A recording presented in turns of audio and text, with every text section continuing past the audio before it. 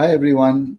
Thank you for joining us for another session today in how we see how to build out real world agents. We've been seeing so far how we've built out agents using different patterns in ADK. We've also looked at state management, and today we'll be looking at another interesting area in which what we are calling as self-evolving agents with ADK.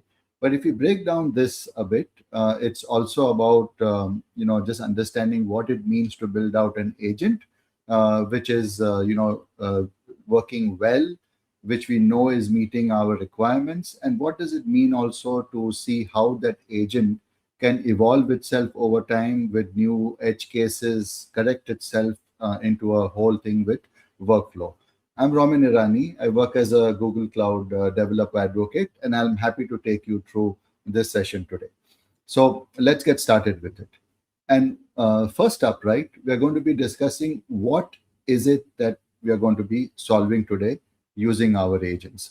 So if you look at this, it's a dinner party, and they're going to be, the party would consist of a few, friends meeting together. So our goal is going to be to build out an agent that helps, select the right, hotel or restaurant for this party to happen, where they can have their dinner. Now, this on the surface might look like an easy problem to address, where the agent, all it needs to do is, here is a set of individuals going to, or discussing with each other via chat that where do we go out for dinner today. But the catch is that there are going to be certain conditions or constraints that each one of them has. So, for example, some of them might be, peculiar about what they would want to eat. Some of them are constrained at the time at which they are available. The others might be having some allergy.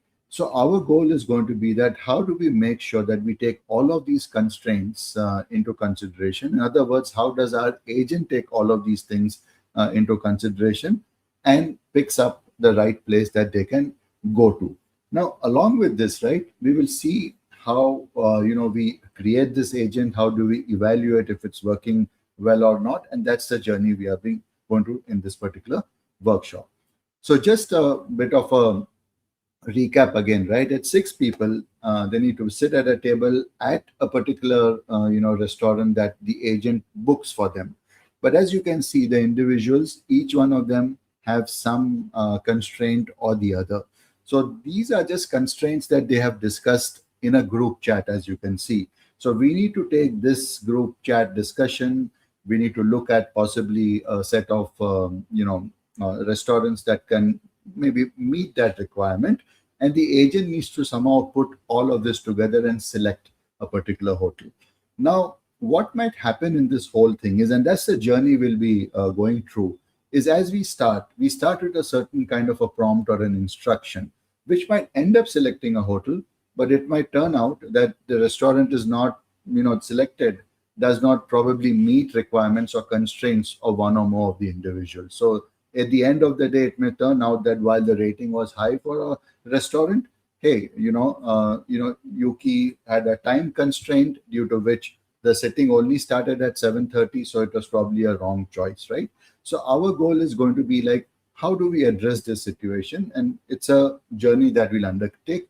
What we are going to be covering is to sort of understand as is going to be as what you're seeing over here, that we'll be creating our agent, right?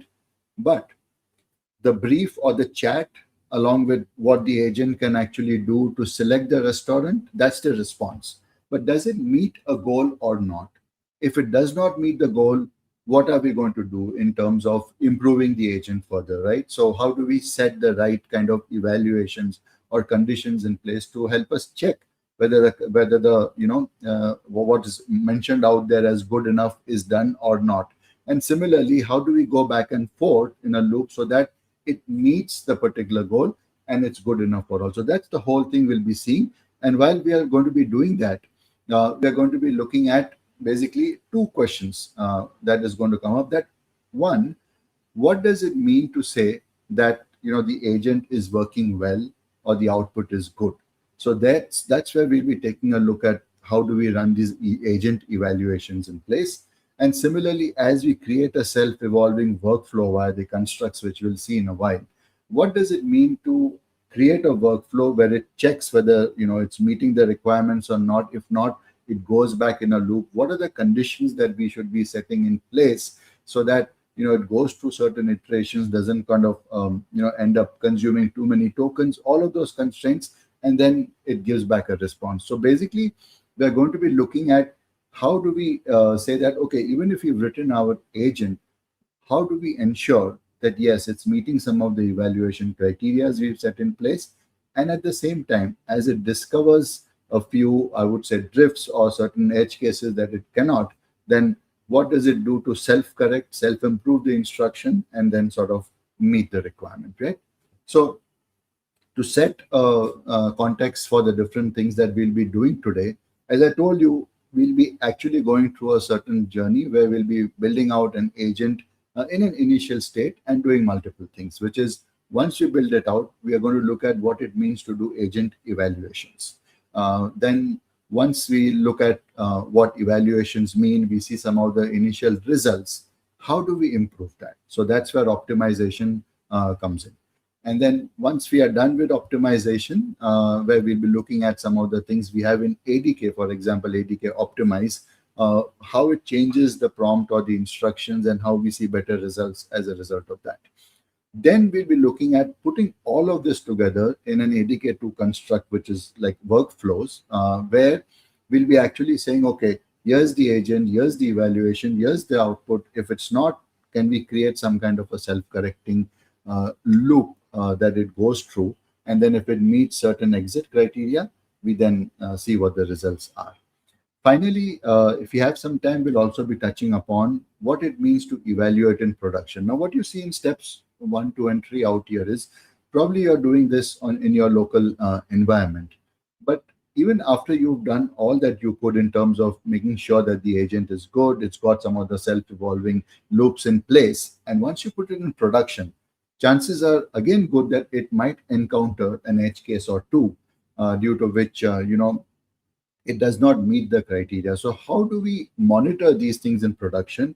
How do we then ingest this back, or harvest it in other ways back into our evaluation workflow so that we can continually improve it when we go and produce the next version of the agent? So these are the different steps we'll be going through.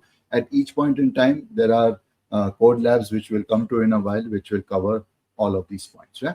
So what we'll be doing now is to start looking at our code lab, which covers each of these topics. We'll keep shifting between the code lab, and as we go through each of those steps like evaluation, the workflow loop, things in production, we'll keep switching back. So the first thing I would suggest all of you is to go to this particular short URL that's out there, and that should lead you to this page which you see over here.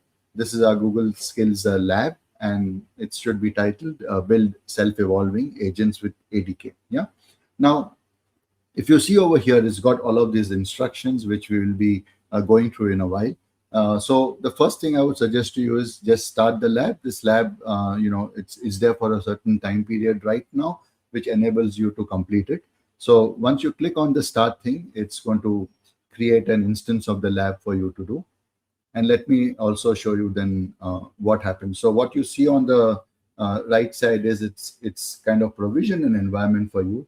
It's created a username, password, and a specific project ID for you. I would suggest to you that once you open the Google Cloud Console, please do that in an incognito mode so that it does not, interfere with any of the other tabs or accounts that you might already be logged into over here. So I'm going to go ahead and simply go in the incognito mode here. This is going to end up using the same user ID, password, and the project that it has provisioned for you. So go ahead and accept the conditions. What it opens up over here right now is the Google Cloud Console. I'll just accept these terms. And in Google Cloud Console right now, if you've been using Google Cloud, this should look familiar. We could just the whole lab is also present over here, and you could go step by step, but I'll just close this and I'll refer to the same lab which we have opened in another thing. So entirely up to you how you may want to follow this. I'll just create some more space out here. Let me just ensure that the right this. Okay. Let me close this too. All right. So I'm just going to go back for a moment to the instructions out here. So we've started our code lab, the instance, and we are logged into the Google Cloud Console. So just to recap again, what the lab tells you is that 6 people are going to be going for dinner tonight, and they have got some constraints in terms of what they can eat, certain timing that they are available at, and so on, right? Now, our goal is to ensure that, as I told you, to make sure that all of them get to eat for a certain amount of time. But now we'll see how the journey evolves, because you could go in with some kind of instruction that may select a good restaurant, but it might not meet the criteria of everyone, right? So that's the goal out here. Now, I'll just skip to the relevant section so that you can always go through it step by step too later.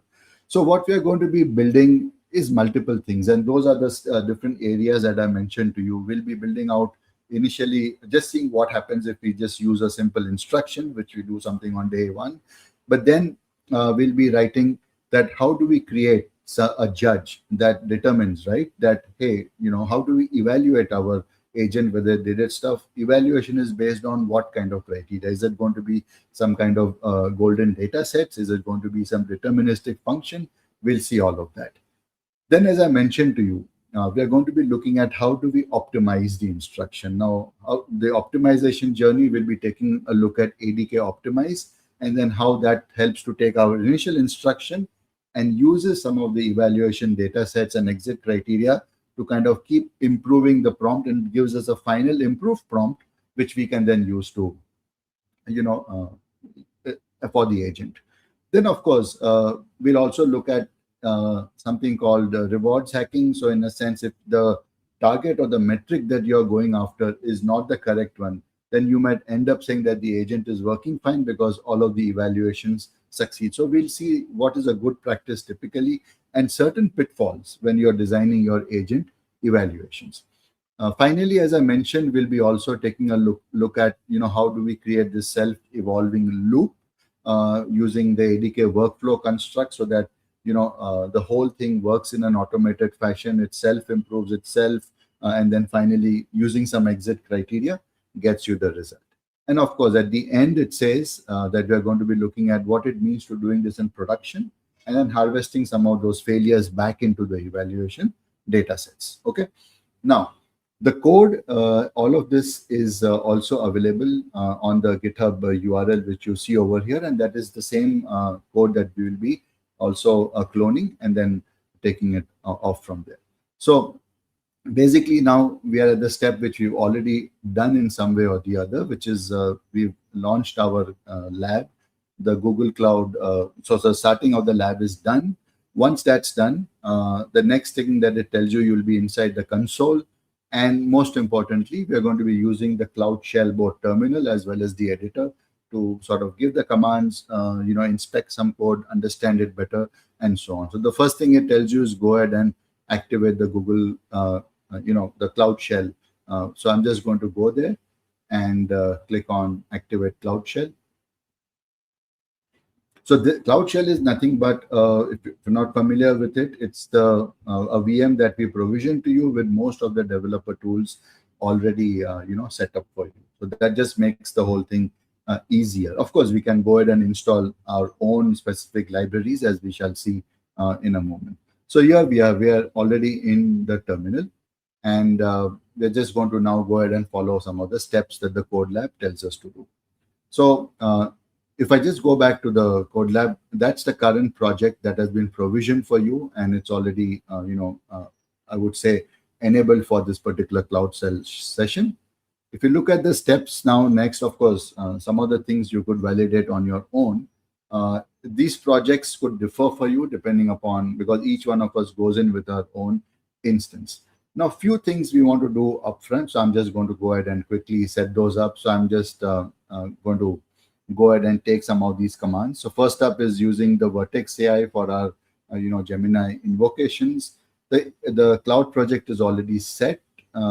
If in case you wanted, you could do that by putting in a value, but I'll just go ahead with the next one, which is this global setting. And just in case you want to validate, you could just do a Google Cloud and project, sorry, and you should be able to see that same project that has been set up for your instance. And of course, once all of this stuff is done, we are going to be setting up our development workspace. I told you all of this code is available on GitHub. So all we are doing is cloning that. And then there are a few initial setup, commands that basically the script is already ready for you. Let me just run this. It'll take a while, but I'll tell you what's happening behind the scenes. So I'm just going to go and put in these instructions out here. So it's going to do a git clone of the whole repository, and then it's going to run a setup setup script file. And what's happening in the setup script file is what's mentioned over here. It's setting up a Python virtual environment. All of our code is in Python, so that's the reason. Key thing is it installs the Google ADK for you.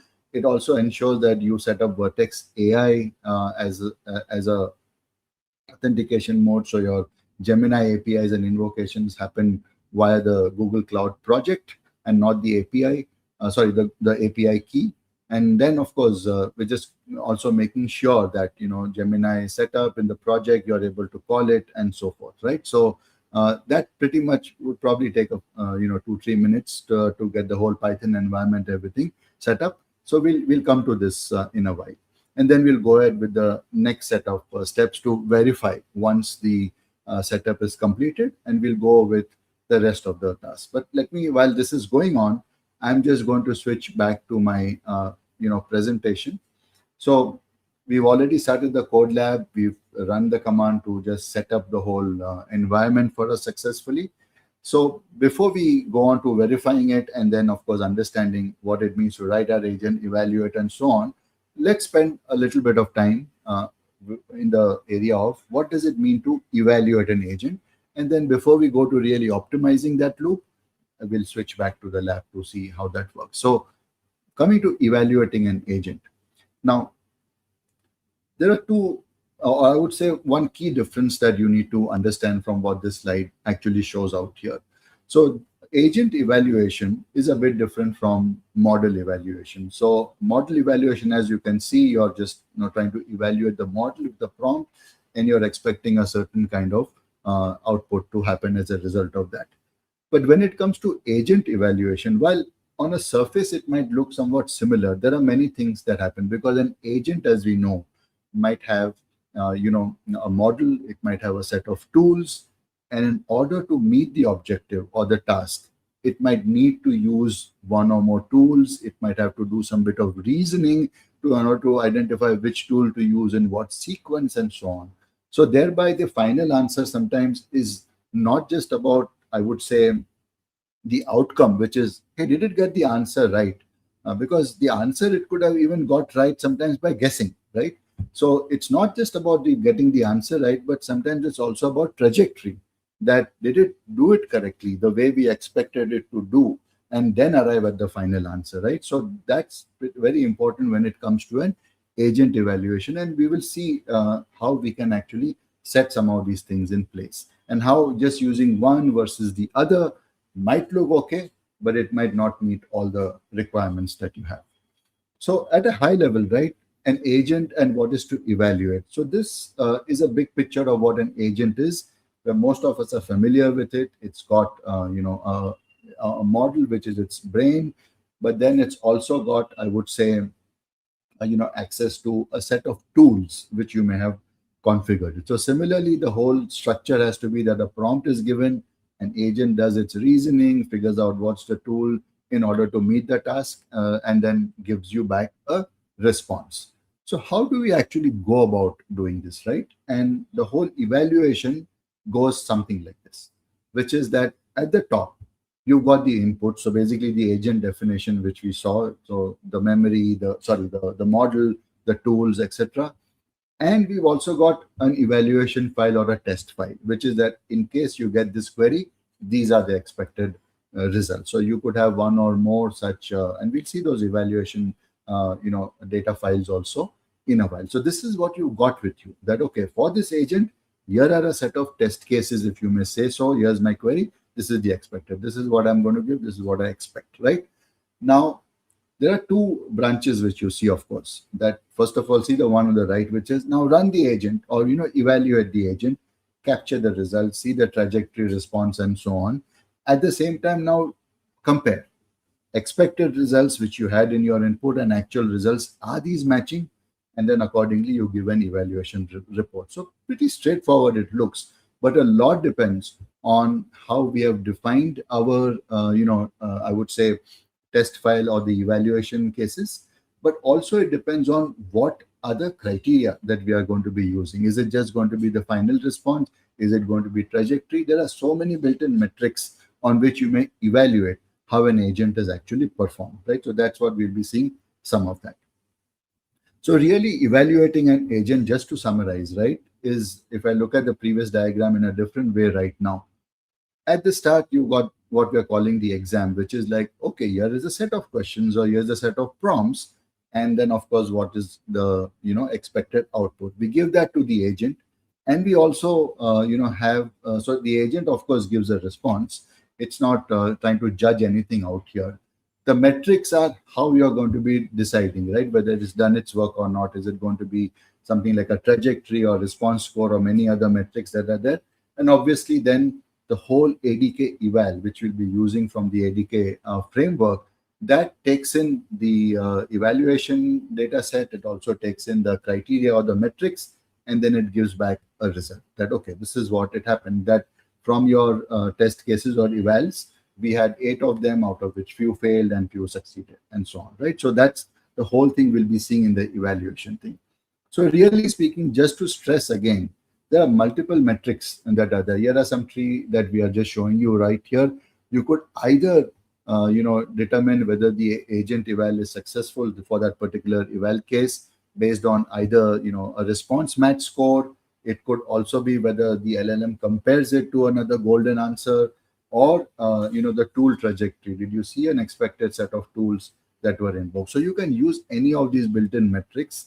We will also see how we can not use this, but come up with our own custom, metric that has clearly a deterministic way of knowing whether the agent did its work or no. So if I go back to the problem that we were trying to solve, our custom metric ideally will be that if there were 7 or 8 members in a dinner party, all of them should be able to have their dinner as per the constraints and criteria that they provided. So if that's done for us, that would be real success, and not that some of them went hungry or something like that. But we'll notice that despite our good intent, if we don't set the instructions correctly, if we do not set the, I would say, evaluation criteria, as well as the eval data set, you might find that depending upon your choice and how you consider these, some of the I would say the agent, the responses or the results would not be as per what we expect. So I just wanted to highlight that how do we now compare, right? I told you one way could be that we just use the built-in metrics and say, for example, look at it, compare, right? Which is that, hey, the hotel selected was Taqueria Luna, but when we gave it to the agent, it said Olive and Thyme. Now, if you do a simple text overlap, that's going to end up saying, no, this result failed. But if we have our own checker or our own custom thing, which says, okay, even though the agent has said so and so, let me go and check whether each of the person has, criteria has been met and they ended up, eating a dinner. If yes, then we may mark it as 1, right? So we will see these criteria and how the whole thing works into place. So let's get started first with seeing what's initially there, how we build the evals and all of that stuff. So I'm just going to switch back to our environment. So here you can see that our setup, has succeeded. We are just going to go back to the steps which we had here, which is that, once we activate the environment, we just have to verify if everything is worked fine or not. So let us quickly do that check too. So it just checks here whether environment is in place, ADK is installed, then even the authorization mode and all of that stuff, right? So looks like all of this is in place and we are good enough to go to our next steps. Now keep in mind, this is currently I'm in Google Cloud Console in Cloud Shell. I've cloned the repository. I've also done the initial setup when it comes to the scripts. I'm in terminal mode here, but since we've cloned it, I can always open the editor also over here. And that is something which we will use every now and then to sort of see this particular, I would say, repository which we cloned. You will see there are different steps, 01, 02, 03. That's how we will go and see many things. So we will see initially how the whole thing works. Then we will see how do we create these evaluations, how do we create the optimized loop using ADK optimize, and then of course reward hacking. So if we set the wrong criteria, you will end up seeing that everything is successful. So how to avoid those situations, and then of course we'll also be seeing the whole workflow, and then finally pushing it into production and harvesting any errors from that point too. So we'll see all of this code in a while. So let's go to the lab instructions once again, right? So all of this stuff is good. We are ready. It says to start with level 0. The first thing we are going to be doing, and of course it gives you a tip also that all of these are different lab levels at 01 to 06. So the first thing we are going to start seeing is a host with no judge. Now, in order to understand this a little better, just think of it this way, that you were given this task that, okay, here is a dinner party. For example, it shows you over here, what's a party? So that's a group of people going for dinner tonight. So a party may have one or more folks. And similarly, they've already had a brief, which is the group chat messages, which we mentioned that, okay, I can't eat this, or I'm only available at this time, so and so, right? So if given that, the first, I would say, approach most of us would take is, okay, I've got access to the group chat. I've got a group of people, who chatted and have put their constraints. I've also maybe got a list of, restaurants, and maybe I'll just try and attempt an instruction to the agent, which will say, use this, and then recommend a restaurant in some way or the other. So I'm not really being very particular in terms of my instruction, but of course I start somewhere, right? So we're not judging it. We're just saying, okay, if we write an instruction, which is, very simple enough, what really happens? So that's what it exactly says, that meet the agent in 01 host. We'll see that in a while. It carries a deliberately breezy instruction or a naive instruction, as we'll see the code, right? So it just says, hey, book the table and lead with the highest rated, most talked about room that fits the night. I'll come to this in a while. So suppose if you just write something of that nature, what happens? It's given you instructions here on how you could run that. But before we run that, let's try to understand a little bit of the code so that we will then understand most of the next steps pretty easily. So I'm back in my Cloud Shell terminal, but I'm in the IDE, the editor right now. So let me first show you the I would say 01 host folder that you see over here, right? And if I look at the run file which we'll be running, you will see that it's pretty straightforward. If you're familiar with writing ADK agents, all we are saying is, here's a runner and it's got a root agent, and just go ahead and run the agent and see what output it gives us. What does this root agent really look like, right? So if we just go into our host and the agent, this is where you'll see it's got the standard ADK construct that, hey, I want to create an agent. This is my model. And look at the instruction. The instruction is pretty, it's actually labeled as a naive instruction. But again, to be fair, we always start at some place. So look at the instruction. All it says is, you're the group's dinner booking agent. The user will share the group chat with you and the restaurants nearby. That's it. And book the table, for the group, and just lead with the highest rated, most talked about room that fits the night. So again, it's not giving you any kind of very clear criteria, except for saying, here is a group chat, here are some restaurants, do your best. Intentionally, we've also kept the thinking budget at 0, which is don't let it get into any kind of reasoning and spending tokens there. Let's see if an instruction like this is given, then what happens, right? Now you may say that how do we decide which folks are going to be, how is it being passed in this whole thing, what are the restaurant names, etc., right? If you look at this world file, that's where everything comes from. So basically we've got different people, we've got the restaurants that are linked up, then we've also got a set of parties. Parties is nothing but a group of folks, and this can become our test cases later on.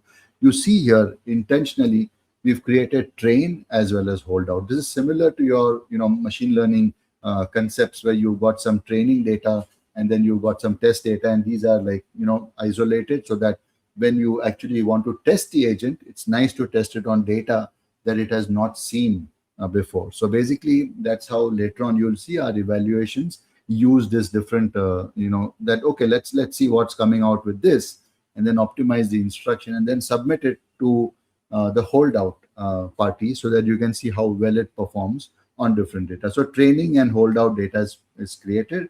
We've also got some threshold.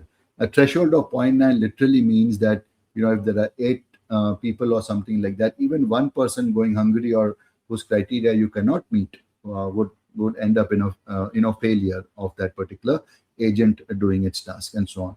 We've got some other code. We don't need to go too much into it, but it's nice to know there's a method called everyone 8, and this is a good evaluator, it's a deterministic one where we actually go through each of the individuals in the party and we find out if, as per the restaurant selected, did they end up eating? If not, what were the reasons or whys that they could not happen? This is going to be very useful later on. So just conceptually keep in mind, we've written some of these methods in this world.py file that has a list of parties, individuals, their constraints, and also these functions which help us to later on we will use when we want to keep improving the agent, because this is a great test. If you look at everyone 8, ideally, if a restaurant is selected and there were constraints for all the members of a party, each member, it goes and checks whether the person ate or no. If yes or no, it captures the why reason, and then that's what is used in the evaluator or loops that, look, it didn't meet, you need to probably go and improve it. That's how we deterministically come back to it. So again, this is just at a high level, but let's get back to our agent. So all we are doing here is we're just passing that data and finding out what does it come out with, right? So if I go back to my instructions, it tells you that, okay, in 01, this is the run py that we saw for a moment. But before we run it, this is just a way of finding out if party tree or whatever be the number of individuals put in the party, what is the brief? So what is the chat that they had among themselves, right? So if we just run this for a moment, so we'll go to the 01 lab that's there. Let me clear this, and if we run this, you can see over here that this is the brief, in a sense that it's got the chat that the party or the individuals have had.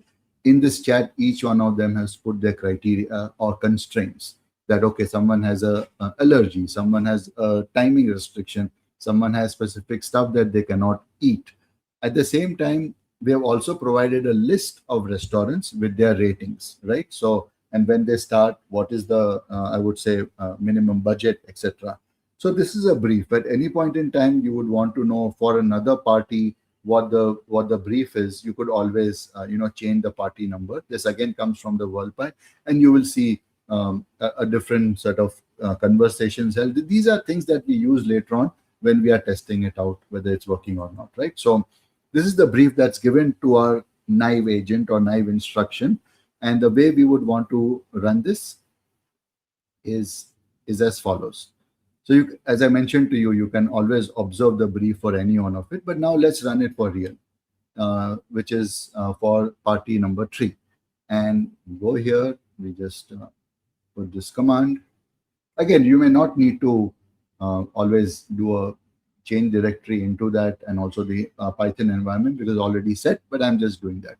So as you can see over here, all we got back is a response. This is almost like saying the agent ran. It ran successfully. It did its work. And it's also giving you an output that, okay, I've selected this restaurant for you at 6 o'clock. And maybe it's given you some reasons that, okay, this accommodates all dietary restrictions, is close by, at 6 p.m. that works for Yuki. Now, is this right or is this wrong? We don't know. It may be right, it may be wrong too.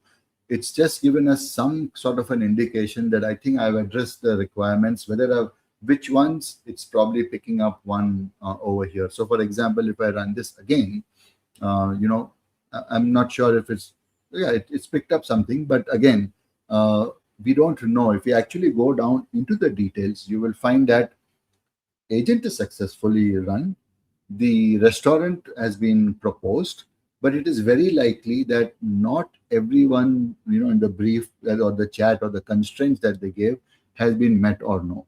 And that's exactly what I would say the lab also tells you, right? So you go ahead and it tells you, okay, here is the thing. And if you see here, it just says someone's diet or budget, but at times it's just picking up one or two individuals and said, I think I've met them.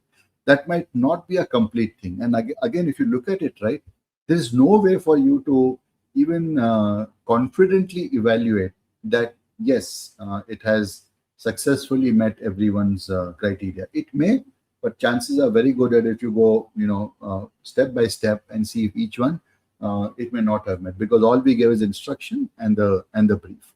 Now we ran this right now in our terminal out here, and I'm going to keep it at that. There's also another way. If you're familiar with ADK, you can also run the ADK web that gives you a graphical interface to do that, but I'll probably skip that. Those who want to run it via ADK web could do that, but it's pretty much the same thing, except once you start the ADK web, you can actually select your particular agent, and then as you can see in the screenshot here, you give the entire brief, which is what the chat is, which are the list of restaurants, and then of course book one table and all that stuff, and it gives you the output.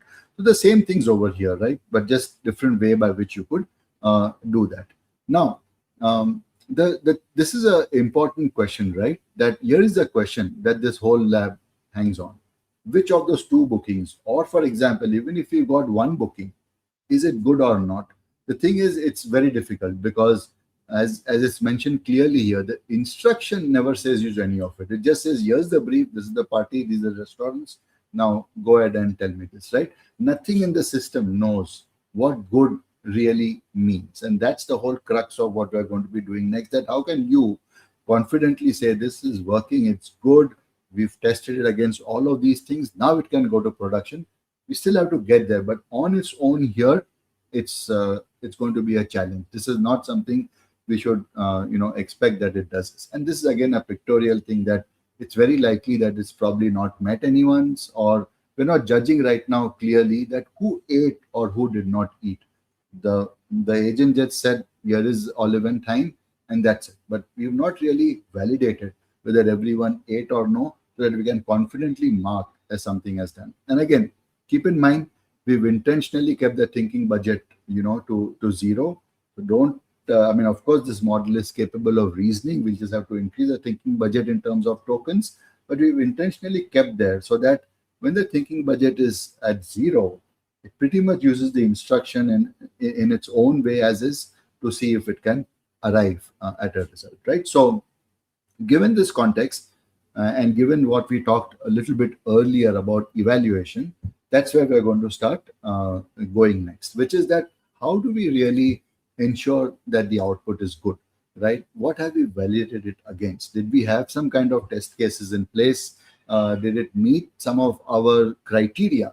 What could be the criteria? As I told you, there could be some inbuilt ADK metrics, like a trajectory, like a response match score, but it could also be your own custom method or deterministic function that goes and does checks, like we saw everyone ate or no. You could literally use even a custom deterministic, I would say checker in order to make sure that the agent did what it's on. So we'll go through this journey now. So in 0 to judge, that's where we are going to be doing or beginning with our evaluation journey.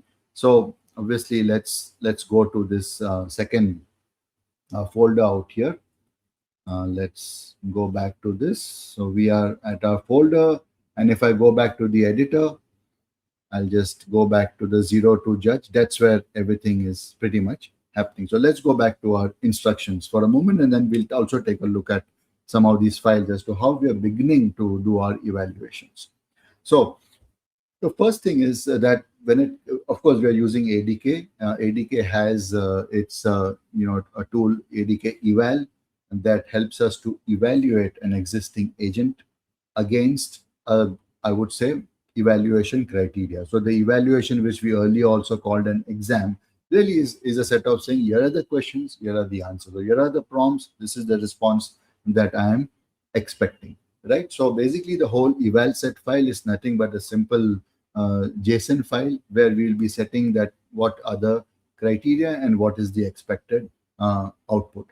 Now, what is the thing that we need to evaluate it against, right? We'll come to that also in a while. But for the moment, the first thing, as we mentioned, is we have to have this evaluation set in any case. It's just a JSON. And there are, I would say, in 02 judge host, there are some JSON, there is an evaluation set that's already created. So if we go to this parties val thing in host, okay.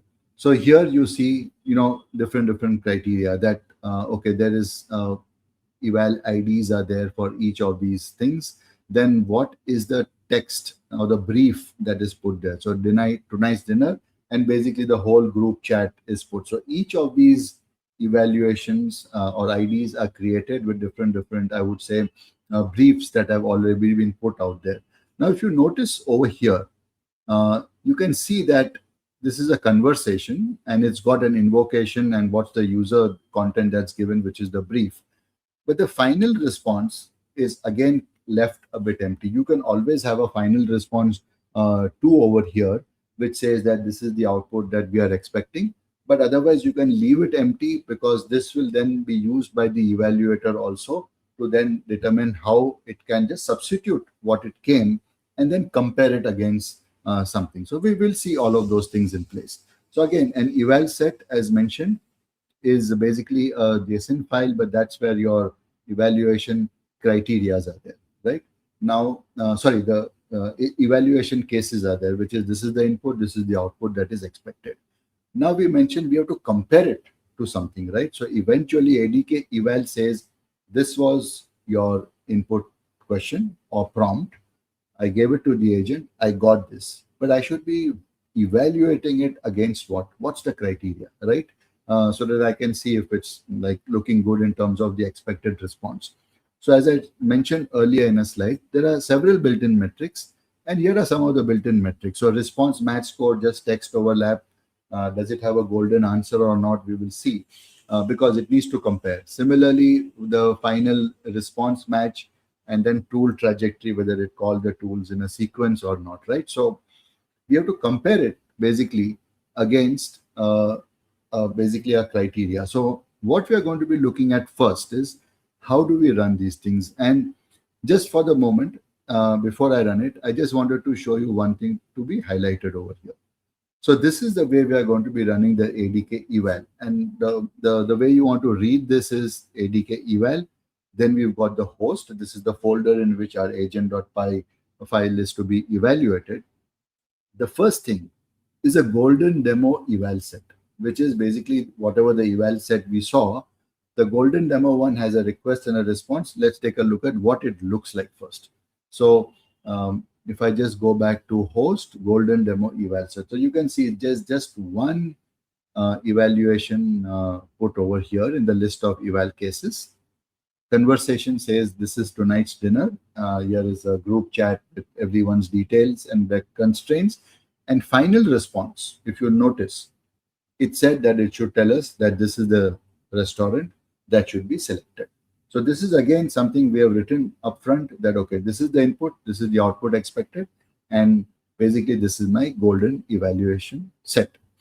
Now, what is the next thing? It says I have to evaluate it against what, right? As I mentioned, there are built-in metrics.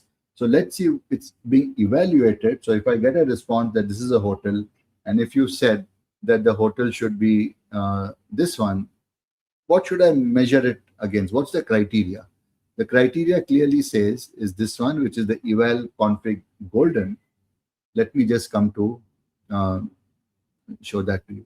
Again, only one criteria, and we are using a built-in metrics, which is a response match score. So basically, this is like if the text is kind of approximately equal to that, and it does some kind of a computation to see if it is matching or not. So what happens when we run something like this? So keep in mind that we are going to be looking at our golden demo eval set, just one. It's going to have the whole brief over here, and ideally, it's supposed to give me this restaurant, and the criteria for comparing is this response match score. So if I just go back to this whole scenario and run that, let me go back to the terminal. I am in 02. Just make sure you're always in the right folder. Sometimes you might forget to change the directory, though the command completely goes from the root and where you've done the clone. So in case you cloned it into some other subfolder, keep in mind this might end up not working. But as long as you are in the right folder and the Python environment is activated, you should be good. So I'm running this evaluation here over here, and let's see what happens. So this basically goes through our evaluation set. It looks at the the input conversation that's given. It gives it to the agent, and it then sees what the output is, and then it's finally going to do a evaluation based on the criteria that we provided, which is the response match score. So what happened over here is, if you see, this is my golden demo, and it said that the overall status has failed because in the response match score is pretty poor. It's like a 0.26. The reason is, as you see, this prompt has come from my golden eval set, and this is the expected response, as I mentioned to you.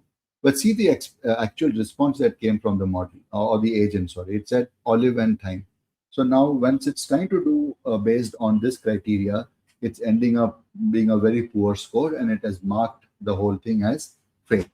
Now, the question might come in that does olive and thyme actually meet the criteria or not? Maybe it does, but basically our criteria right now is that here is the expected response and this is the actual response. So based on the criteria that we have selected, it's pretty much not as per the thing. So this is again something to keep in mind as you build your evaluation data set. So that's pretty much what this step says, that at the end of it you might see, or you should see ideally, that the status has failed because there was a certain threshold, but then it's come down to just a very poor score, due to which it's marked the whole evaluation has failed.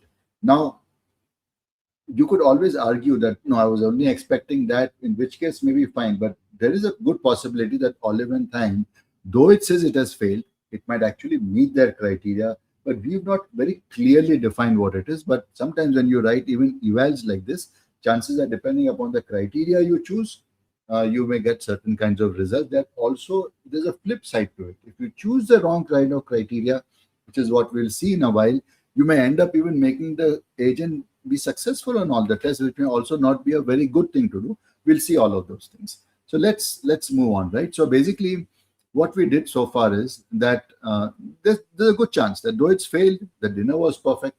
So the boundary of golden data sets is that there's typically an exact answer, right? But if you've got many answers and probably there's a different way to evaluate that, then you might need a judge that checks the answer. There, you can't do like a simple comparison out here. So that's what this says, that in case there are many answers or probably a different criteria, like whether everyone ate or no, then obviously you need a judge that is checking whether it's meeting the criteria or not. That's really the next level we want to go to. So here is what the next task says, that we are going to be building out this judge. We are going to be building out our own custom metric. And as I told you, there is this whole method that we've created. Earlier I showed you in world.py called everyone ate, but in 02, let's see for a moment and it should become clear. So we go to editor, and we are in 02, as you can see over here. And if you go to the world.py file, you will also see something called everyone ate. And this is a key function that we have written. We've said, if here's a party ID, here's a restaurant, here's a time, then, please go through each of those persons in the party and then find out whether they ate or not.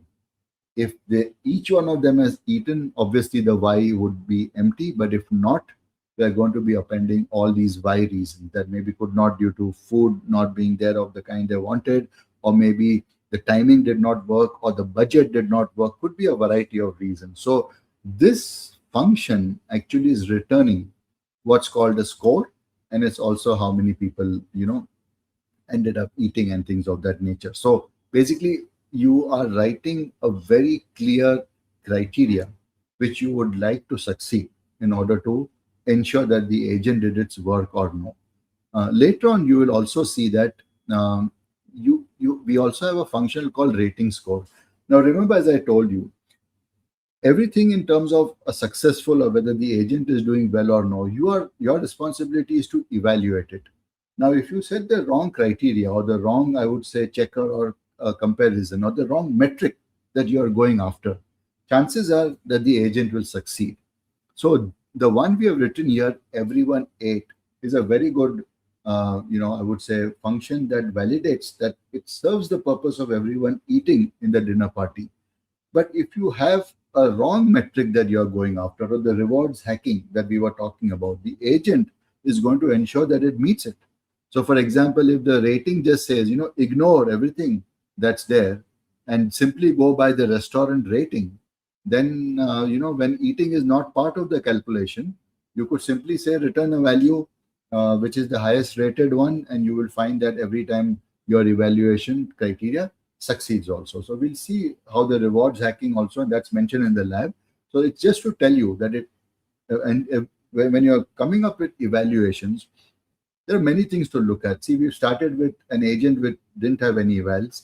Then we wrote a golden eval, but we found it's important to have the right kind of, I would say, either built-in metrics or your custom function.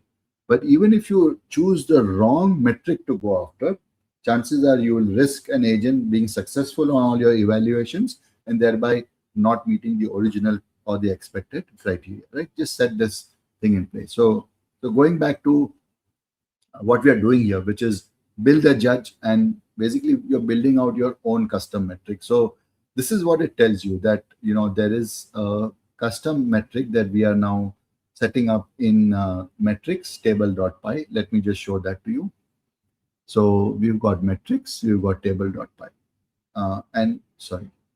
and here you will see that I will just go there. It's got the everyone ate metric or not, right? So that's what it is.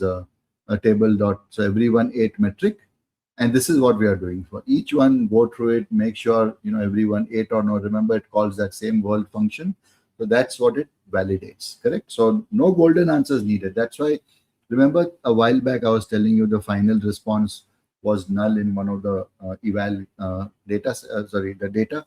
So basically all we are saying is, hey, we don't want to compare it to a predetermined value.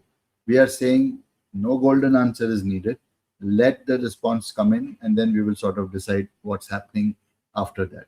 So if you look at it, right, this eval config has changed now. If I just scroll back for a moment, or let me go back to this one. The eval config golden, when we ran it before, it just said response match criteria 0.8, nothing more than that. But the next one we are choosing is different. And if you see over here, it says, okay, you're not going to be using a response match criteria. You're going to be using the criteria like this, everyone ate, and where you're going to be picking it up from is also given, and so on and so forth, right? So basically, you're clearly specifying what the criteria is supposed to be for that, correct? So now when you run an ADK eval with your sample data set as well as or the eval set, and then also the eval config, which is this one, it's going to start comparing as to whatever restaurant is selected, is it meeting? So you should start seeing a definite improvement. So we can look at almost 8-9 scenarios that we have in the holdout which we have not given to the training thing, and then seeing how it, performs. So that's what it's going to do over here when it says, if I go back to building your own judge, we're going to be having our own custom metric to do that. We saw that. That's exactly what this is. The eval config has our function now, which is going to be used as a way to evaluate, or basically the response, the criteria to meet. And that's what it says. So we've got 8 holdout parties. As I told you, there was training, there was holdout parties. So we are going to be sending these 8 holdout parties, which we've actually put in this eval set. So if I just go back to host, where are we? In 02, okay. So parties, val eval set, right? So you've got P1, P2, P3, several parties, with different briefs. And again, if you notice, final response in each one of these is none. So whatever comes back, you will then evaluate it. So going back to the steps, what it says is go ahead and run this whole thing. Again, if you notice, it's taken those 8 holdout eval sets. It's compared it now to our eval config, which is nothing but, if I once again show you our new, I would say, criteria, which is everyone 8, which is nothing but this table and the method that we have defined over there. So I go to this terminal. Let me clear this. Again, it doesn't mean that everything is going to be successful. We'll see how it performs, because it's a journey, it's an evaluation, and then we kind of keep improving upon it, as we'll see later on. So over here now, we've got our new criteria, and we've got the 8 holdout eval sets that we are running this against. Okay. So again, each one of this is in detail. So some of them have failed, some of them have passed, as you can see. And so these 8, I'll just scroll a bit quickly. There are some pass, some fail. So let me go right at the top to see the summary. So here's the eval run summary.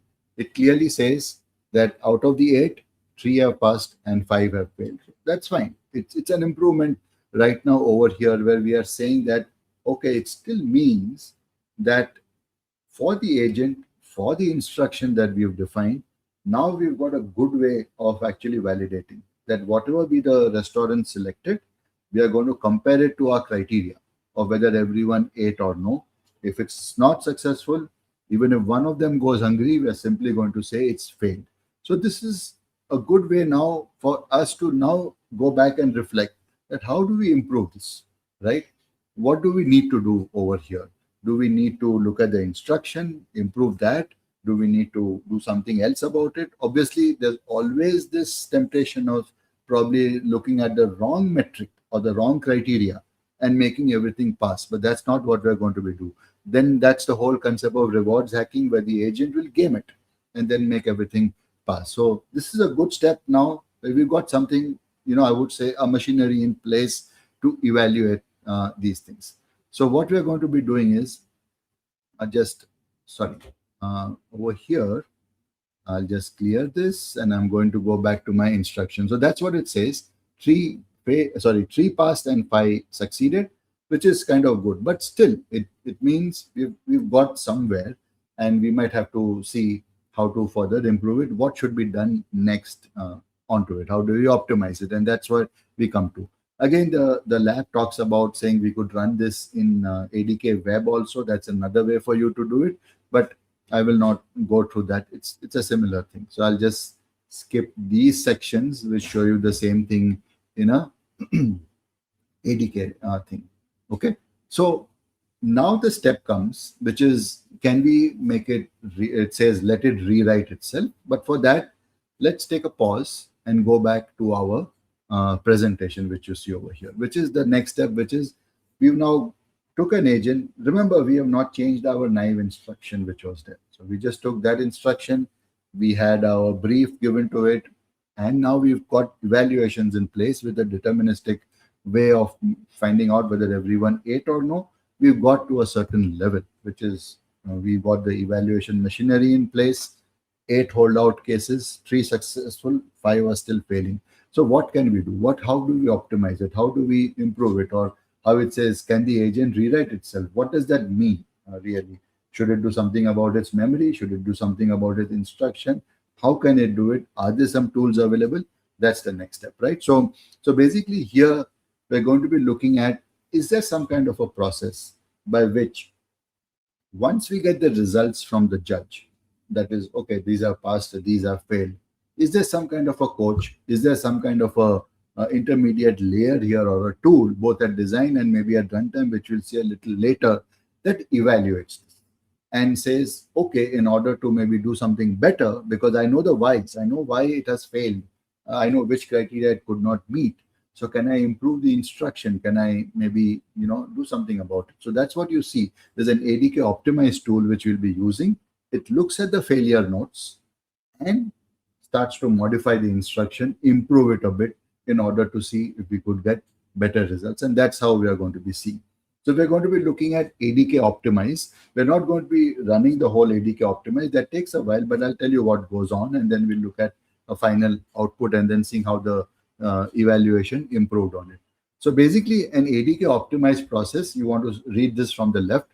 It has an evaluation data set. Obviously, we've got our eval data set and everything in agent, instructions, the tools, everything about it.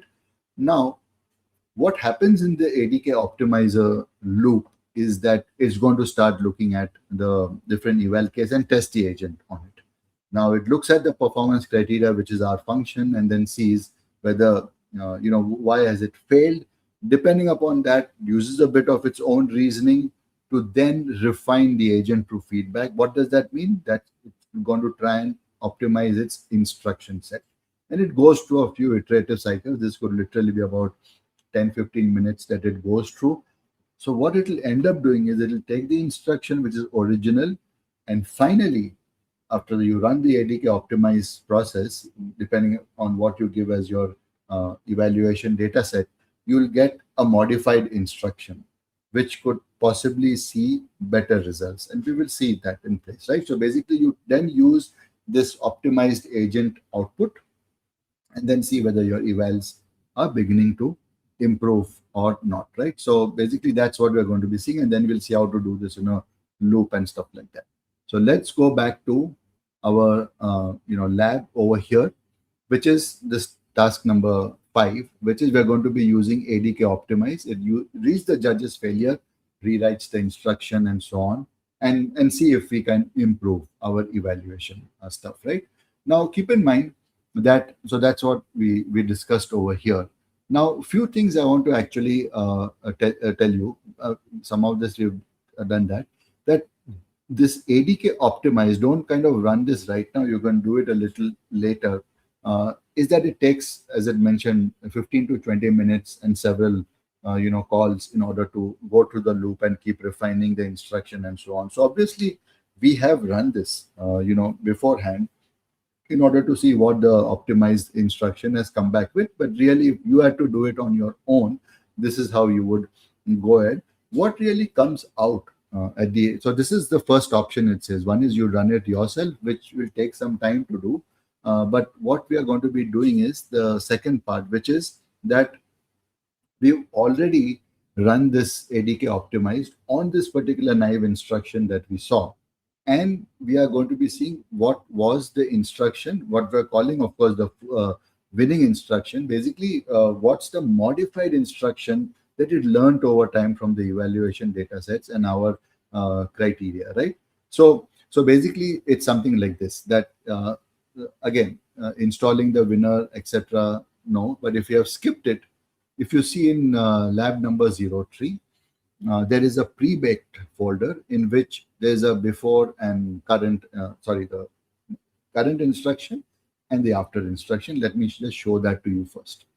So I'm going to go back to, okay, let me first remember to go to the 03 folder. Okay, so we are here. This part is done. We are in we're in the editor. Let me close 02. We're on 03. And here, let me show you pre-baked. And this was the instruction that was before. And you would recollect this, that you are the group's dinner booking agent. The user will share the group chat, restaurants, book a group table, etc., etc. and lead with the highest rated. So this is the instruction. This is not changed so far, though we have set our evaluations in place. But after we ran the ADK optimize on this particular eval set and everything that we had, it went through the whole thing for several minutes and look at the instruction that it has now suggested us to use. So we have not written this. This is actually an output from the ADK optimize command itself. And you can see now that it has learned over several iterations, several I would say evaluation data sets that's out there, and it's actually modified the instruction that follow these steps to select the best restaurant and time. And you will start seeing now it's being very specific. Understand the group requirements. See, before we didn't explicitly call out to say, we just said here's a brief, but we didn't say what to do with it. So we are saying understand the group requirements, understand any restrictions, that availability, filter the restaurants based on constraints, iterate through each, eliminate criteria, prioritizing criteria, optimal booking time, depending upon if someone has some, I would say, constraints on when they could be there or when they have to leave, or early if they can come in and things like that, right? And again, the output format, right? So remember, it's saying the group's ability to eat and attend happily takes precedent over a slightly higher rating, right? So you can see that it's actually taken our original instruction, improved it tremendously, and given us this. So that's the output that you will get of the, if you run the ADK optimize command. That's going to take a few minutes. We just run this for you. And we've given you some pretty neat instruction that you can take this after instruction and simply make it the current instruction. So let me just take this and in the terminal, let's copy this so that the current instruction, so if I just do a instruction current, it will have the modified one that we got from the ADK optimized thing. Of course, it tells you to just ensure that you have indeed copied it. That is fine. And now this is what we are going to be starting to rerun the exam, right? To see. So basically the same stuff, which is our original 8 holdouts which were there, and then also the criteria, which was whether everyone ate, our deterministic function. So I'm just going to take this and see what other results that we get. Let's run this. As per the lab, we are expected to at least see a bump up from the, we saw earlier that we've got 3 successful, 5 at fail. Even right now, you might still see a few failures. It just kind of ends up seeing that we've got the right kind of evaluations and criterias in place for whatever be the current constraints the agent might have. So if you go here again, that's pretty much what we've got here. That 6 have passed now and 2. So you can see the I would say improvement that's happened. This improvement has happened due to what? It's happened due to the modified instruction set that we got from the ADK optimized thing. Obviously, you could have also written it yourself in a better way, but we're just showing these tools that are available to you to still see if there's a way by which it can use your criteria. If it's the right criteria, always keep that in mind, and then improve the instruction set, right? So basically, that's what this step is telling you. Again, it tells you how you can see the same thing in ADK Web 2. If you're comfortable using that UI, you can always do it via that approach too. So again, if we just go down, what have we learned so far here is that ADK Optimize rewrites exactly only one artifact, which is the instruction, string, and it uses the judge's signals. It doesn't really try to do anything more than saying the judge told me this is good, this is bad, this is right, this is wrong, and depending upon that, it goes and does that. Again, I would say just don't ship it always on the optimizer's reported score. You run your eval, see if it has hit now a ceiling, because in some sort of way it has hit a ceiling. We are saying even with all of this, we've got 6 and 2 are still failing and things like that. Of course, there are some more optional reading that you could do in the lab, but let's move on a little bit over here. Now, the thing is, it looks like we've hit a ceiling. So what could we do further? What can we do? Could we just maybe say that, hey, should we maybe change our evaluation criteria, or should we change our data sets? or should we change our agent or do something about it? So far, right? See, this is one thing that we are going to be trying out here. And this may look actually similar to you, but if you look at this line, a very subtle changes happened. Till now, we had kept the thinking tokens or the reasoning part as like zero, which is that do not use it, just use the instruction as is. But all we are going to do right now is we've got three options I told you: change the agent, change the criteria, or change the judge, right? So we have not changed the judge. We've kept the criteria also as is, but we are trying to do something with the agent. We've done something with the, I would say, instructions, but now we are saying, hey, how about just changing the thinking model a bit, giving it some tokens that it can play with so it can do its own reasoning, and maybe that might help it address the instruction much better because we already improved it. Maybe if we allow it to do a reasoning on its own based on an improved instruction, we could see better results. And indeed, as the lab says, we should be able to see all of these pass. Let's see if that happens. So I'm making sure I'm in tree, and okay. So we run this. So if I just go back to the lab, it says ideally we should be seeing all of this. So basically, every table, every seat, the judge never moved, right? So it's really, what is the lever we use? We use the thinking budget now to see. Now again, is this the right way to do it always? That again is a thing you should be looking at, whether it's indeed the way you would want this to do. Do you want some other evaluations? You'll have to probably see it on those factors also, correct? So let's go to that.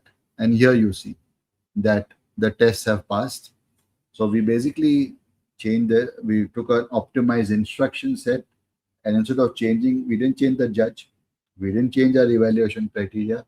We did something more to the agent, which is to give it a little bit more reasoning to make sense of the optimized instruction and see if it's able to meet the criteria. And that's indeed what the results out here say.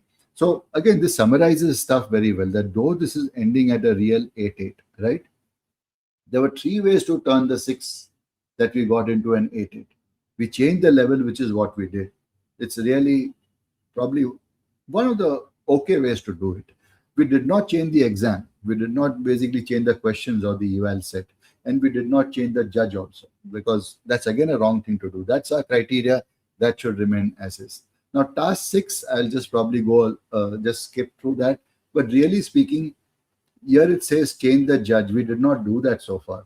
But what if you change the judge and simply say that, you know what, use another criteria? As I showed you earlier, instead of everyone 8, if your criteria itself is wrong or you're going after the wrong metric, which is in this case, choose the highest rating for the hotel. And if that's your criteria, it turns out the agent will game that and will say, yes, if the criteria was good, we've got the highest rating every time because you set a threshold of 0.85.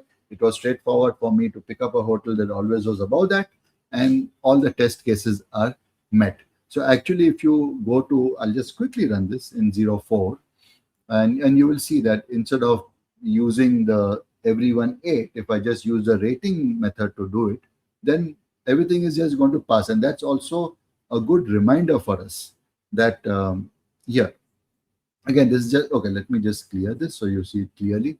This is just trying to show you, it's just executing, it's not running it across the agents, it's just running those functions, that is everyone 8 and whether the rating score. So if you see over here, when we just use this rewards hacking thing, though there were certain constraints, everyone 8, of course, whether it 8 or no and things like that, each judge obviously when it is can see the constraints. However, the rating judge can never see obviously bother about it, because they are simply going to go for rating score and pick the party out there, right? So basically that's very important to look at, that you can always hack it out, or basically do the rewards hacking, in which you pointed it to a rating score instead of everyone 8. It's not a bug, but it will end up as your tests usually being successful. So be careful about that. That's what this section really points out. Okay. Now, Again, ADK web, if you prefer to do it, that's the way to do it. We're going to now move to, if you look at it, the how do we kind of, we were talking about a self-evolving workflow, right? So if I just go back to my slides for a moment, uh, that's the part we are on right now, the workflow, which is the loop. Now think of it this way, like we've covered a bit in an earlier section about different, I would say, constructs we have from a workflow perspective in ADK. Now, a workflow is nothing but a set of nodes. Of course, the nodes, the way we kind of structure it, it could either be function nodes, it could be agent nodes, it could be even be a human in the loop, the request input. So basically, we are saying that we want to construct some kind of a flow that says, here's my input, do the stuff, evaluate it. If something is not looking okay, maybe come back to some kind of a loop. And then if exit criteria is met, meet that. So we're going to be seeing a few things about how we construct the workflows for those who've not done a few workflows before.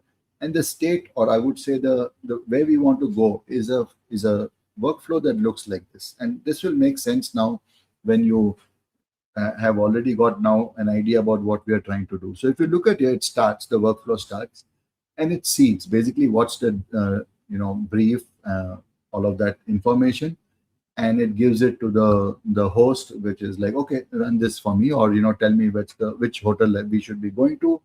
Then there is a criteria, right, which is whether everyone ate or no, and you come to a sort of a router. Has it passed? If it has passed, it's good enough. But if it has not passed, right, which is like, if you see here, what we did so far is we just ran it. We said 3 success, 5 fail, then we said 6, and we said 8. But what if we had a self-evolving workflow, which is like, if it does not pass, can we figure out how to change the instruction set? So the proposer, which is another LLM, actually now starts figuring out what has failed, what was the original instruction, how can I further improve it, and then it publishes, right?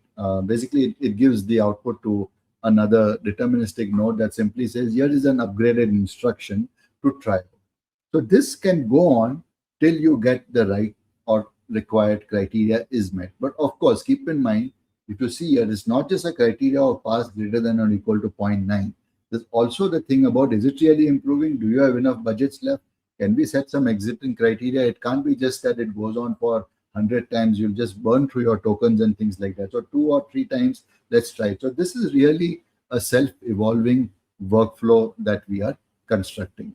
So if we go back to our lab, that's what first step it just shows you is what is a workflow construct in, I would say, ADK, so that you get familiar with it. And the easiest way to do that is, let's just jump to the code for a moment, which is in 05 broadcast. So I'll just go there. And before I do that, let me make sure eventually I'm also in the right folder.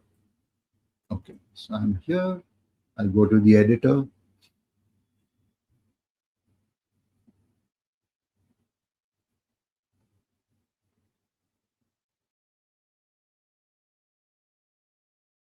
Okay, so while it's initializing, we'll come to the editor in a while. Basically, what we are trying to see is that how do you construct a workflow in ADK?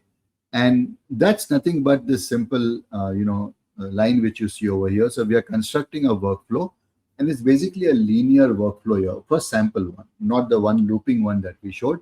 It says there's a start node, then it says call the seat party, call confirm, call a host, call a judge, one after the other, right? So, and each one of this, as you can see, can be a function. It could be an LLM. It could be human in the loop, which is confirmed. So it just goes through one after the other and passes an input, output, data, and so on, right? So if we just go back to this, okay, I don't know what's happened to the editor, but that's fine for the moment. So I'll go back to my terminal over here, and if I can show you in another mode also the code.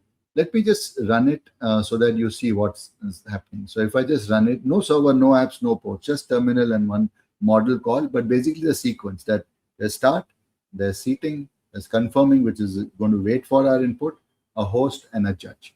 So I go here and I run this.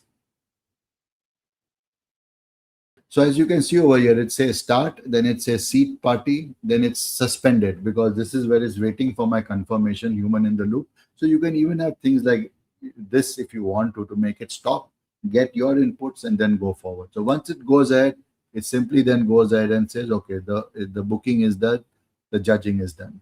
And the way I would, let me see if this came on. Okay, something here. But I could simply, the code which is there in the hello workflow, I'll just show you that. Okay, so if you see the code over here, you will, I'll just scroll down. So I've got node 1, which is the seat party, node 2, which is confirm, then the agent, then judge. And the workflow, as you see, is nothing but a linear one, right? Which is, it's just got one tuple, the start node, then seat, then confirm, host, and agent. And confirm, as you can see, is clearly a request input. We have seen this pattern earlier in one of our sessions. This is where it pauses it, waits for us our input, and then it again resumes the graph and then continues with host and then so on. Right? That's how you connect the things. But we'll also see now how we can achieve the whole if I go back to my slide, this scenario, right? So we actually are making it improve, coming back in a loop and so on. So let me go back to the steps to run that. So this is what we have seen so far. So what we did was a simple sequential one, but now next one, we're going to make it the loop, which you see over here. Like, so basically it seeds, it does an agent call, and then there's a router over here, the pass and what the criteria, exit criteria could be. Depending upon that, it goes to the next one, so on and so forth, right? So basically what we are saying is that I'll just go to basically the part that is important, which is this one, but it tells you to do a missing thing. So I'll just open up this particular flywheel and broadcast. So let me go back to my code. Okay. Now, if I just go to the to-do over here, there's a to-do already created for you. So if you see this, oops, sorry. So let me just go to specifically the workflow definition so that it becomes clear to you what we are commenting out. So this we have seen are our nodes and things like that. We've got a router. We'll come to that in a moment. Let me quickly go back to this workflow. So you see here now it's got several edges. We've got a start, seed, host, judge, and a router. A router will decide whether you need to improve or you need to ship. If you need to improve, it's saying take the proposer agent. If you need to ship, just go to the done node. So basically, we have been told that we need to take this particular thing out. So I'm just going to set it to, if it's proposer, then it does publish and host and so on, right? And if you see over here, it's got all of these things. There's publish here, there's proposer, which is another agent, and then it's got the router. See, the router checks whether threshold, have you crossed the exit criteria or maximum rounds or not? Does it meet some of the criteria? If yes, only then you can do a ship.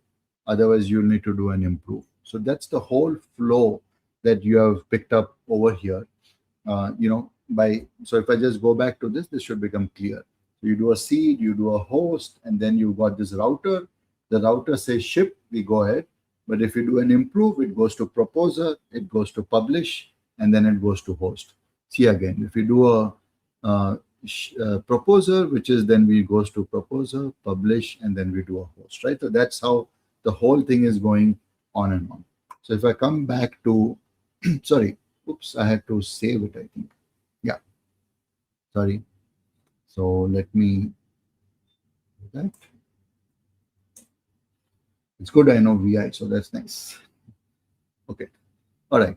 So again, here it's another pictorial way of looking at it. But the way we would run this now is we're just going to be running this flywheel. So it goes back into a loop again and again, right? So, and we see the output, whether it goes through multiple rounds or not. I'm going to take this, go back to this one, and let's see.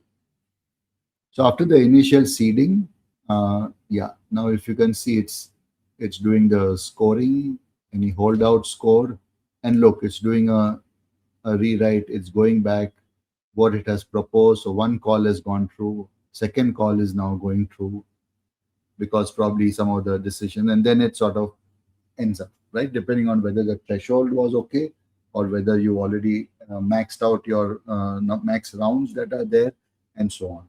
So this is how you can actually build out. Again, what you see in the code here is one way of doing it, right? But you could always have your own criteria, your own deterministic ways of putting this together.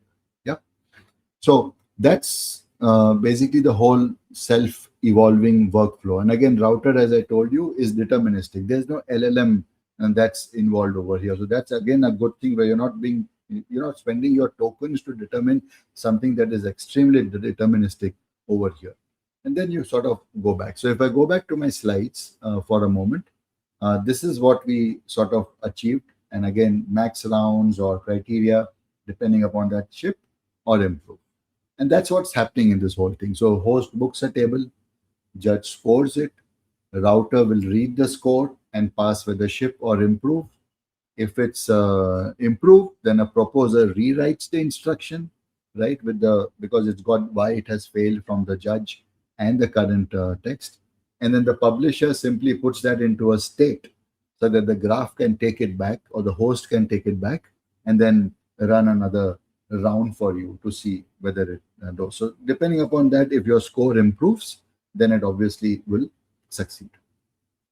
But the final thing we have is just to highlight is evaluating this in production. See, so far what we've done here is that we have we're almost like in our local environment or development environment, whatever you test, any kind of environment, but it's not production here. So you've written your agent, you evaluated it, you modified the instructions, you've done ADK optimize, you created a self-evolving workflow, etc. You've done your best to make sure that it's also depending upon the eval sets you have, the criterias that you got, the metrics that you're going after, I would say it's looking good, and you move this into production. Now, when you move this into production, there are multiple places you could be hosting it. This lab that is there actually shows you, if you go through the steps later on, if you get a chance, is that it tells you to host it on Agent Engine, right? So that's one of our places that we can actually deploy this. So this deployment takes literally about 10 minutes or so. You can see we're actually doing an ADK deploy and putting it on the Agent Engine. So basically now once it's on our agent platform, it's live, right? And folks could be basically interacting with your agent in production. Now, while that happens, there are two things that are important for you. One is to sometimes see how it's doing. And second is there is a very good chance that you might be, or you mean sorry, your agent in production might hit across some prompt, some instruction where it fails as per what your criteria was. So basically what you also want is not just a way to see what's happening, but also to record all of these failures and transactions into some kind of a, I would say, analytics database, which you can then harvest and convert that into additional eval sets, right? So if I look at the presentation we have, really speaking, what you have is a deployed host out here. And we are passing that once it's on the Agent Engine. There are two services that we are looking at. One is CloudTrace in Google Cloud that gives you basically all the, the calls that are being made. And it also breaks down a request into what could be the individual calls, layers you invoked, latency, and all of that stuff. But the other thing, as I told you, is we also want to make sure that everything happening with an agent, especially things which are failing or edge cases that it could not handle, let's put them somewhere in an analytics database, a warehouse as a service which you've got called BigQuery. So we've got a BigQuery plugin which you can put in your ADK agent, and then all of these get funneled in real time into a BigQuery data set. Once it's there, the harvest.py is just a Python program that we are looking at it sometimes to just hit the endpoint, do some few requests, even wrong requests, and then see what the data is coming back with. And depending upon that, we can use that to, as you can see, finally, it goes back into an eval set exam. So basically, you're adding some additional questions to the exam or modifying the exam in some way, or basically your eval set in some way. So basically, these are ways by which once it's in production also, you can, it doesn't end, because one is to see how it's doing. Second is what could we continuously learn from certain failures or certain edge cases or certain routes or certain trajectories which we didn't like, and then get back those also into a eval set. So that's pretty much what this thing also does. So the Google Trace, as you see over here, lets you, you know, see the traces, how it's doing in terms of, I would say, latency and other things. But as I told you, you can also get back all the stuff from BigQuery, and then this is where it captures it in BigQuery, and then this is the loop that we have set. So we harvest it back into our eval set, which would go into our next training thing, right? So basically, this is a great way by which we've seen not only an agent that's evolving, improving, and giving you the results with our own checks and balances for exit criteria, but once it's in production, we also have a way to sort of learn from what could be certain failures and convert that into additional evaluation cases, which could be used for further training of that. So again, if you do this whole lab, these take time, because agent engine deploying takes about 10 minutes, setting up a few things in the cloud. But all of this is possible, and it's a great way of monitoring and ensuring that your agent in production also is giving you enough data back to keep improving the whole stuff. That's the rest of the thing. So basically, in summary, right, we've completed this lab, and if I go back to the the one rule, right, which we want to also just sort of highlight, is that, look, we looked at our agent and there were ways to evaluate it. There were ways by which we could have changed the agent. We could have changed the criteria itself. We could have also changed the judge or the criteria. We could have also changed the data itself or the test cases. But really speaking, right, let the agent be as is. See which are the ones that you are trying to change. For example, you saw thinking budgets a little bit. So be still as far as the core thing is concerned, and see how we can keep improving the test cases or ensuring that the right criteria is used, and maybe a self-evolving thing, and then see how it all comes together. So that's pretty much what I had from my side. I hope this helped to understand the whole journey of how we took an agent, build evaluations, build a self-evolving workflow. We saw how to optimize the instruction sets, and then also putting this in production. I'll just see if there are any questions that I may need to answer on that, or yeah. I'll probably take a question or two if that's okay. So one of the things was about reward hacking, and probably we went a little bit quicker there, but it's like, what does it mean, and then why is it dangerous to optimize an agent using a simple metric like we saw? See, the thing is, we were very clear. In order for our agent to succeed, right, we want to make sure that we just don't make it succeed or give it a high score or make all the tests pass by choosing a criteria that is not going to meet the original objective. So if we set something like a high rating, the chances are very good that it's just going to select a restaurant and which is high on rating, and it will meet the criteria in almost all the cases, but it will not meet any of the original criteria, which was to make sure these folks eat the stuff. So basically, if you want to make sure that all your constraints are actually checked, you'll have to also ensure that your agent has the right criteria to go after. Otherwise, what's reward hacking? That just means it's going to game it. It's going to just make sure that depending upon what you wanted, I created the response, and look, I've met the goal. So that's the other. Yeah. Okay. Yeah, I think that should be it for now. We're a little bit beyond our time. So thanks once again. This lab is open for a while for you to try it out completely, should you want to try out things on Agent Engine and otherwise too. But thanks once again for joining. It was a pleasure bringing this to you. We also have got not just another session coming up next week, but also the All Things Agentic Hackathon, So I hope you folks are looking forward to participate in that too. Thank you once again. Have a good day.